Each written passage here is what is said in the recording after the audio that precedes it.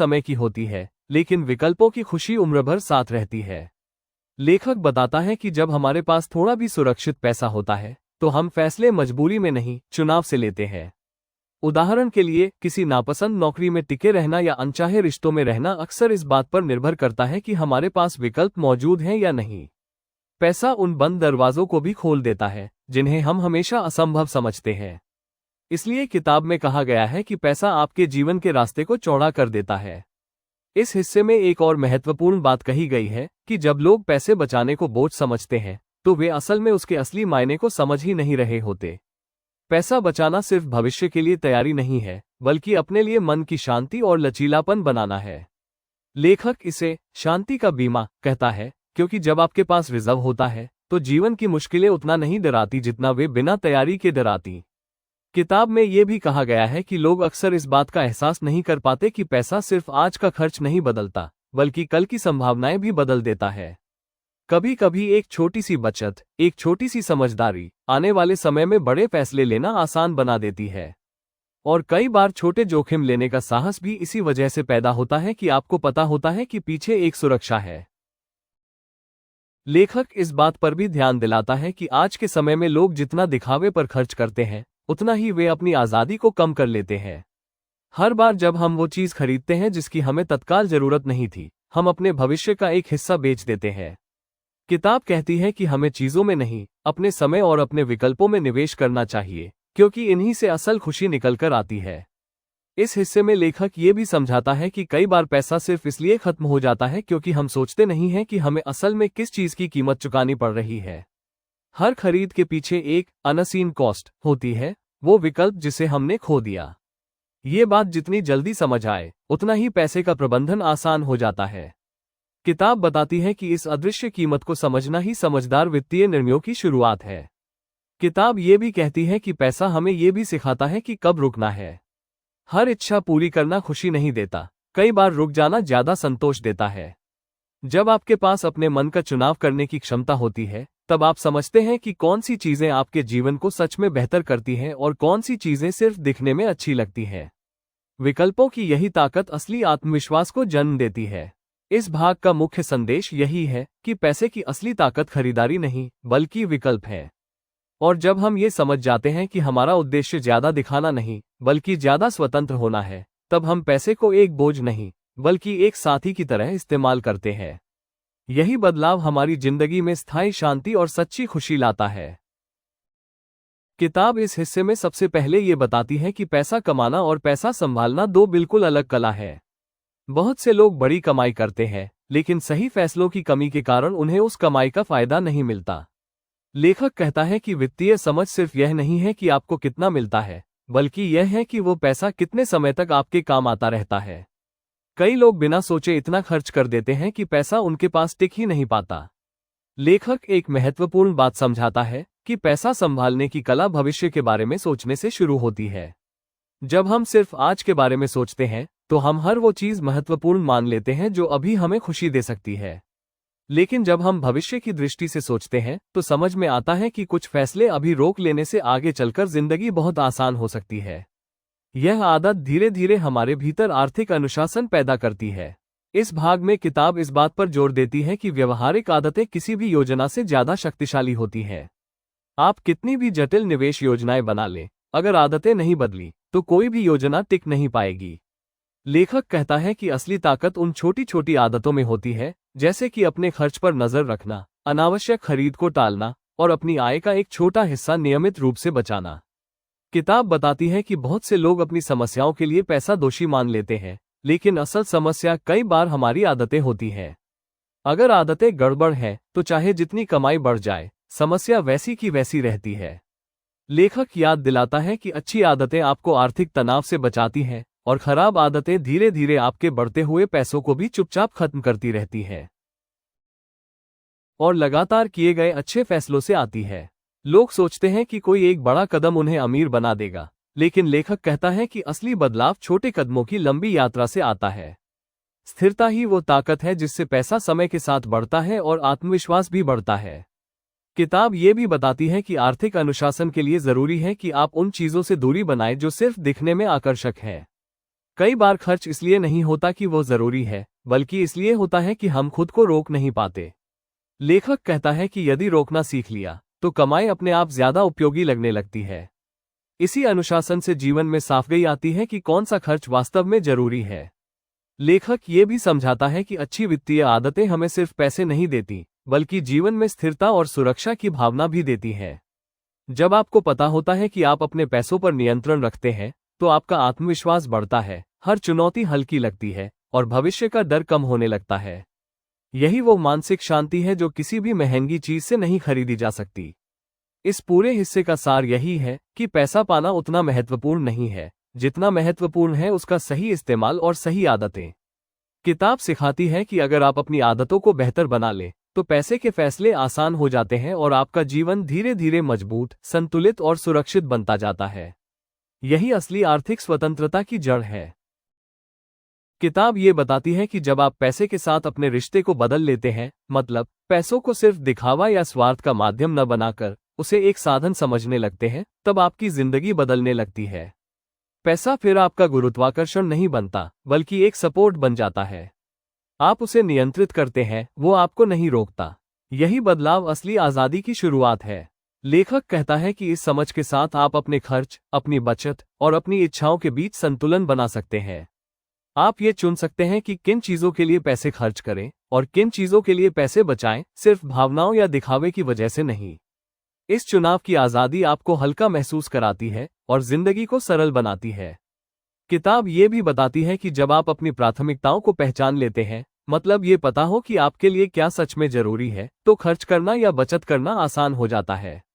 आप समझ पाते हैं कि कौन सा खर्च आपकी खुशी बढ़ाएगा और कौन सा सिर्फ दिखने के लिए होगा।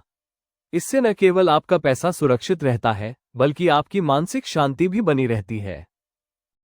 इसके साथ ही किताब एक तरह की जागरूकता देती है कि खर्च और बचत सिर्फ आर्थिक गतिविधियां नहीं है, बल्कि आपके व्यक्तित्व, आपकी सोच और आपकी जिंदगी की दिशा को तय करती है।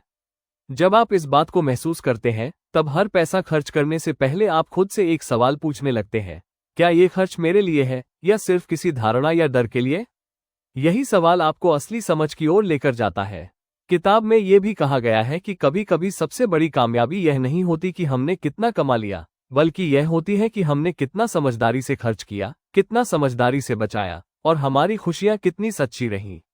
असली अमीरी वो नहीं होती जो दूसरों को दिखे, बल्कि वो होती है जो आपको अंदर से मजबूत और शांत बनाए रखे। जब आप इस समझ के साथ आगे बढ़ते हैं, तो पैसा आपके लिए बोझ नहीं रहता, वो आपकी सहारा बनता है। आप पैसे को देखने लगते हैं एक दोस्त की तरह जो आपकी मदद करता है, लेकिन आपकी पहचान नहीं बनता। और इसी वजह से आपकी जिंदगी में तनाव कम होता है, संतोष बढ़ता है और खुशी असली बन जाती है। और अंत में किताब का ये सबसे बड़ा संदेश है कि असली आज़ादी, असली अमीरी और असली खुशी बाहरी चमक धमक से नहीं मिलती। वो आपके अपने भीतर से आती है, आपकी समझ से, आपकी सोच से, आपकी आदतों से और आपके फैसलों से। अगर आप पैसे को सिर्फ साधन बनाए रखें और अपनी प्राथमिकताओं, अपनी असल जरूरतों और अपने मूल्यों के साथ जिंदगी जीने का फैसला करें, तो आप पा सकते हैं स्थिरता, शांति और सच्ची संतुष्टि। तो दोस्तों, अगर आप इस किताब की सोच को समझकर उसे अपनी जिंदगी में उतारें, तो पैसा आपकी शक्ति बन सकता है, न कि आपकी जंजीर। दोस्तों, अब हम पूरे बुक के सार की तरफ आते हैं और समझते हैं कि इस किताब की असली सीख क्या है, खासकर उन लोगों के लिए जो मिडिल क्लास से आते हैं और जिनके लिए हर वित्तीय फैसला सिर्फ खर्च नहीं होता, एक जिम्मेदारी होता है। पूरी किताब हमें ये सिखाती है कि पैसा सिर्फ वस्तुएं खरीदने की ताकत नहीं है, बल्कि अपनी जिंदगी की दिशा खुद तय करने की आज़ादी है। जब आप अपने पैसों को समझदारी से संभालते हैं, तब आप सिर्फ बैलेंस नहीं बचाते, बल्कि एक स्थिर, सुरक्षित और सम्मानपूर्ण जीवन की नींव तैयार करते हैं। किताब का पहला बड़ा सबक ये है कि हम जैसा पैसा खर्च करते हैं, उसके पीछे भावनाएं, डर और आदतें जुड़ी होती हैं। कई बार हम जरूरत से नहीं, तुलना से खर्च करते हैं। कई बार हम खुशी पाने के लिए खरीदते हैं, जबकि असल खुशी हमारे रिश्तों, मानसिक शांति और संतुलन में छुपी होती है। किताब हमें ये समझाती है कि दूसरों की चीजें देखकर अपनी जिंदगी को छोटा समझना सबसे बड़ी गलती है। हर इंसान का खर्च उसकी कहानी है और हमें अपनी कहानी अपने तरीके से गढ़नी है। मिडिल क्लास के लिए किताब का दूसरा बड़ा संदेश है कि पैसा बचाना कंजूसी नहीं, बल्कि सुरक्षा है।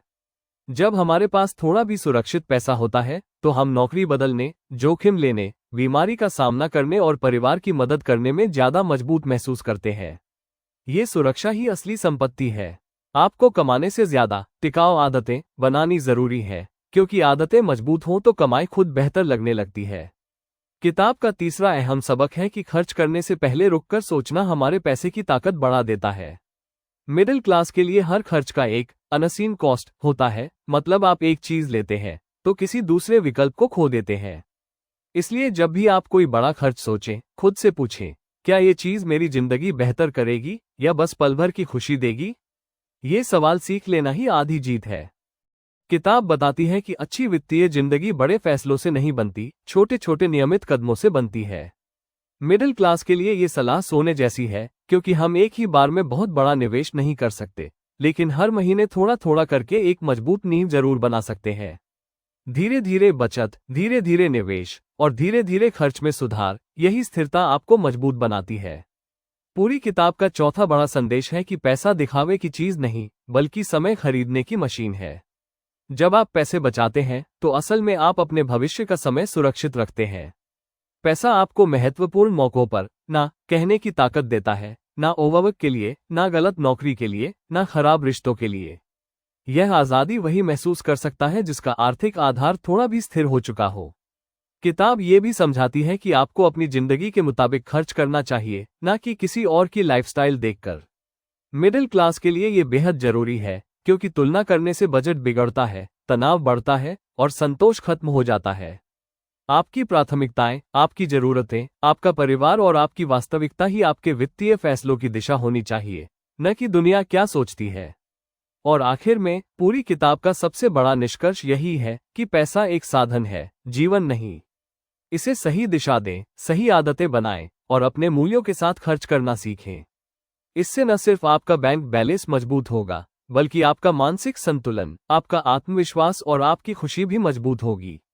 मिडिल क्लास के लिए यही असली संपत्ति है, दिखावा नहीं, बल्कि स्थिरता, महंगी चीजें नहीं, बल्कि मन की शांति, और तेज चमक नहीं, बल्कि स्थायी सुरक्षा। नमस्ते दोस्तों, आज के इस वीडियो में स्वागत है। आज हम बात करने वाले हैं the art of spending money के बारे में, एक ऐसी किताब जो पैसे को समझने का नजरिया बदल देती है। हम सब पैसा कमाते हैं, खर्च करते हैं, बचाते हैं, लेकिन बहुत कम लोग ये समझ पाते हैं कि पैसा हमारी जिंदगी में असल में करता क्या है। आज के इस सफर में हम जानेंगे कि पैसे का खेल सिर्फ कैलकुलेटर का खेल नहीं है, ये दिल और दिमाग का खेल है। किताब की शुरुआत एक बहुत गहरी बात से होती है कि हर इंसान का पैसा खर्च करने का तरीका उसके बचपन, उसके अनुभवों और उसकी भावनाओं से बनता है। कोई इंसान अचानक फिजूल खर्च नहीं बनता और कोई यूं ही कंजूस नहीं होता। कुछ लोग इसलिए ज्यादा खर्च करते हैं क्योंकि कभी उनके पास कुछ था ही नहीं। कुछ लोग इसलिए ज्यादा बचाते हैं क्योंकि उन्हें एक छोटी सी कमी का डर हमेशा सताता रहता है। दूसरों के खर्च को देखकर हम अक्सर मजाक उड़ाते हैं, लेकिन सच्चाई ये होती है कि उस खर्च के पीछे किसी की कोई अंदरूनी कहानी छिपी होती है। किताब बताती है कि हम में से बहुत से लोग ज्यादा पैसा इसलिए चाहते हैं क्योंकि हम असल में सम्मान चाहते हैं, ध्यान चाहते हैं, मान्यता चाहते हैं। हमें लगता है कि अगर हमारे पास एक बड़ी कार, बड़ा घर या महंगी चीजें होंगी तो लोग हमें ज्यादा पसंद करेंगे। लेकिन असलियत बिल्कुल उलट होती है। महंगी चीजें कुछ पल के लिए लोगों का ध्यान खींच सकती हैं, पर लंबे समय का सम्मान सिर्फ आपके व्यवहार, आपकी अच्छाई और आपकी इंसानियत से मिलता है। लोग आपकी गाड़ी नहीं याद रखते, लोग ये याद रखते हैं कि आपने उन्हें कैसा महसूस कराया। किताब ये भी कहती है कि अगर हम समझ ही नहीं पाए कि हम पैसा क्यों चाहते हैं, तो पैसा हमें कंट्रोल करने लगता है। हम सोचते हैं कि ज्यादा पैसा इक्वल्स अच्छी जिंदगी, लेकिन जिंदगी अच्छी तब होती है जब हमारी प्राथमिकताएं साफ हों। जब हम चीजें दूसरों को दिखाने के लिए नहीं, बल्कि अपनी खुशी और सुकून के लिए करते हैं। पैसा एक साधन है, लेकिन अगर हम सावधान न रहें तो यही साधन हमें अपनी आदतों, अपनी इच्छाओं और अपने डर का गुलाम बना देता है।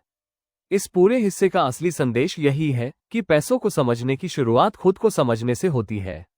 हमें सोचना होगा कि हम जो भी खर्च करते हैं वो क्यों करते हैं। क्या हम किसी कमी को भरने की कोशिश कर रहे हैं? क्या हम किसी को प्रभावित करना चाहते हैं? या क्या हम वाकई खुद के लिए कुछ अच्छा कर रहे हैं? जब ये सवालों के जवाब साफ होने लगते हैं, तभी पैसे का असली मूल्य समझ आता है। तभी हम ये तय कर पाते हैं कि कहाँ खर्च करना है, कहाँ बचाना है और कहाँ रुक जाना है। असली आज़ादी तब मिलती है जब पैसा हमारी खुशी बढ़ाए, लेकिन हमारे दिमाग पर कब्जा न करे। हम जब किसी को पैसे ऐसे वैसे खर्च करते हुए देखते हैं तो अक्सर सोचते हैं कि ये इतनी बेवकूफ़ी क्यों कर रहा है। लेकिन किताब यहाँ एक बहुत गहरा सच बताती है कि हर इंसान का व्यवहार समझ में आता है, बस अगर हमारे पास उसकी कहानी की पूरी जानकारी हो। कोई बच्चा स्कूल में बदतमीजी करता है तो उसके पीछे उसकी टूटी हुई जिंदगी होती है। उसी तरह कोई बड़ा आदमी पैसा ऐसे खर्च करता है, उसके पीछे भी उसकी कोई अधूरी चाहत या डर छिपा होता है। ये समझ लेना कि हर व्यवहार की जड़ में कोई भावनात्मक घटना होती है, पैसे के खेल को देखने का तरीका बदल देता है। किताब कहती है कि पैसे के साथ हमारा रिश्ता गणित पर नहीं, अनुभवों पर बना होता है। अगर किसी ने बचपन में गरीबी देखी है तो वो पैसे आते ही ऐसी चीजों पर खर्च करेगा जिनसे उसे लगे कि वह पीछे नहीं रह गया। अगर किसी ने कभी सुरक्षा महसूस नहीं की तो वो हर हाल में पैसा बचाकर रखेगा, चाहे मौका हो या ना हो। और अगर कोई लंबे समय तक कष्ट झेलकर अचानक सफलता पाता है तो वह अक्सर खर्च करते हुए दुनिया को ये दिखाना चाहता है कि उसने आखिरकार जीत हासिल कर ली। यहाँ एक और बात सामने आती है, हम सब अपनी पसंद, नापसंद, खर्च करने की आदतें और खुशियाँ दूसरों से तुलना करके बनाते हैं। लेकिन सच ये है कि जो चीज़ एक इंसान को खुशी देती है वही चीज़ दूसरे इंसान को बिल्कुल भी मायने नहीं रखती। कोई महंगा घर लेकर खुश होता है, कोई उसी पैसे से यात्रा करके। कोई महंगी घड़ी पहनकर विश्वास महसूस करता है और कोई बिना किसी ब्रांड के भी बेहद सुकून में रहता है। किताब ये समझाने की कोशिश करती है कि हमें दूसरों को देखकर नहीं, बल्कि अपने अनुभवों को देखकर तय करना चाहिए कि हमारे लिए क्या सही है। लेकिन हम आमतौर पर यह गलती करते हैं कि हम मान लेते हैं कि हमारी पसंद ही दुनिया की सच्ची पसंद है। इसी वजह से लोग अक्सर दूसरों के खर्च पर टिप्पणी करते हैं, जबकि असल में वे सिर्फ उन भावनाओं को नहीं समझ पाते जो उस खर्च के पीछे छिपी होती हैं। पैसे के मामलों में एक और दिलचस्प बात यह है कि कई बार लोग पैसा इसलिए उड़ाते हैं क्योंकि वे दुख या तनाव को भरने की कोशिश कर रहे होते हैं। जब कोई व्यक्ति अपने काम से थक चुका होता है या अपनी जिंदगी से नाखुश होता है तो वो खुद को महसूस कराने के लिए महंगी चीजें खरीद लेता है। उसे लगता है कि ये खरीदारी उसके अंदर की कमी पूरी कर देगी। लेकिन ये संतोष बहुत छोटा होता है और उसके बाद वही खालीपन वापस लौट आता है। दूसरी ओर कुछ लोग इतने डर के साथ बड़े होते हैं कि वे अपने पास आते हुए सुख को भी खुद से दूर कर देते हैं। उन्हें लगता है कि अगर उन्होंने आज खर्च कर दिया तो कल वो फिर खाली हो जाएंगे। इसलिए उनके लिए खर्च करना आसान नहीं होता, चाहे पैसा उनके पास कितना ही क्यों ना हो।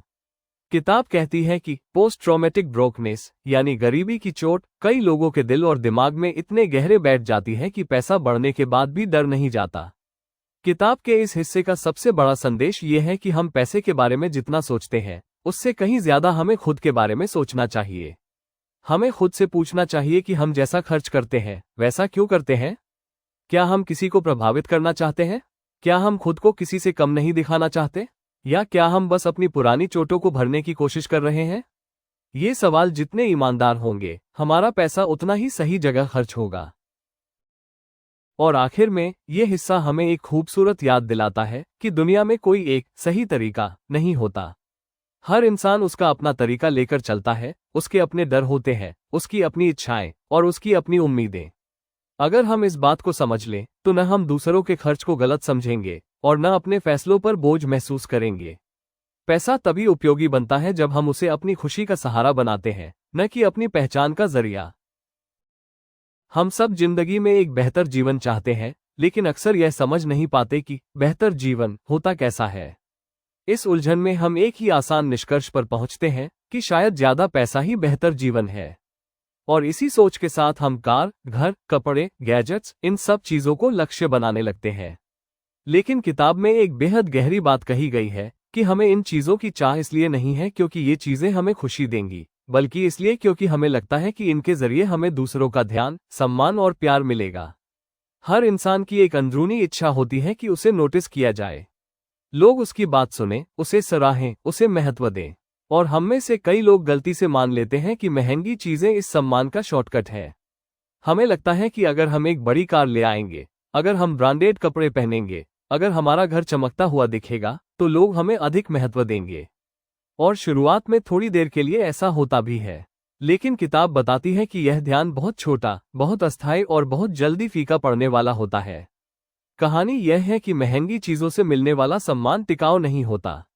जब लोग आपकी कार को देखते हैं, वे कार की कद्र करते हैं, इंसान की नहीं। जब लोग आपका महंगा फोन देखते हैं, वो फोन की कीमत जानते हैं, आपकी नहीं। और जब इस बात की सच्चाई समझ आती है तब बहुत देर हो चुकी होती है। हम सालों तक ऐसी चीजों के पीछे भागते रहते हैं जो असल में हमें वो सम्मान दे ही नहीं सकती जिसकी हम उम्मीद करते थे। किताब इस बात पर भी जोर देती है कि जिन लोगों का सम्मान और प्यार आपके लिए सबसे ज्यादा मायने रखता है, आपके माता पिता, आपके बच्चे, आपके साथी, आपके करीबी दोस्त, वे लोग आपको आपकी चीजों से नहीं, आपसे प्यार करते हैं। उन्हें आपकी गाड़ी से ज्यादा फर्क नहीं पड़ता, बल्कि इससे पड़ता है कि आप उन्हें कितना समय देते हैं, आप कितने ईमानदार हैं, कितने दयालु हैं, और आप उन्हें कितना महत्व देते हैं। यही रिश्ते हमें असली ताकत देते हैं, न कि बाहर की चमक। बहुत से लोग यह मान लेते हैं कि अगर वे दिखावे पर खर्च नहीं करेंगे तो लोग उन्हें कम समझेंगे। लेकिन किताब कहती है कि असल में इसका उल्टा होता है। जितना आप अपनी असली पहचान, अपनी अच्छाई और अपनी बातचीत से सम्मान कमाते हैं, उतना कोई ब्रांडेड चीज भी नहीं दे सकती। जिन लोगों के पास अंदर की मजबूती होती है, उन्हें बाहर की सजावट की जरूरत कम पड़ती है। और यही समझ असली आजादी की शुरुआत है।